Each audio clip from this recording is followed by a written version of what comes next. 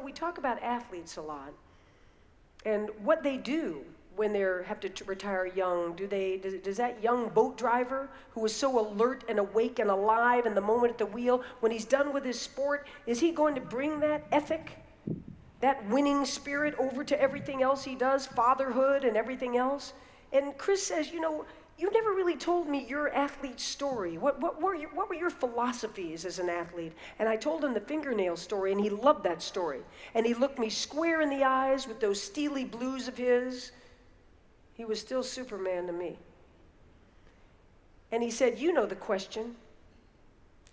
Here it is many years later. You're not a pro athlete anymore. But you said when you walked out of the locker room that day that you were going to live every day of your life, not a fingernail better, no regrets. Is that the way you've been living? Is that the way you've been carrying on with your life? And I said, why? I don't think of myself as the type that lounges around eating Cheetos all day, but do you think we could get back to you on that? And I never did speak to Chris again. He died. Then my mom died. Dors bien, maman. And then I turned 60.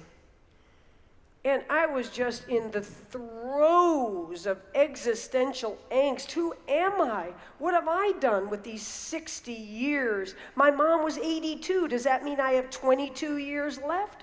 You know how it goes. You blink and a decade goes by. And I was struggling with what could I do? What could wake me up? What could make me dig down? And one day, I dragged out that Mary Oliver poem. I don't know if you know it. It's called The Summer Day. And that last two lines, I had known them. I had read them. They had meant something to me before. But this day, I dragged them out and sat there trembling with the poem in front of me. Tell me, what is it you're doing with this one wild and precious life of yours? And I leaped up and I said, Cuba.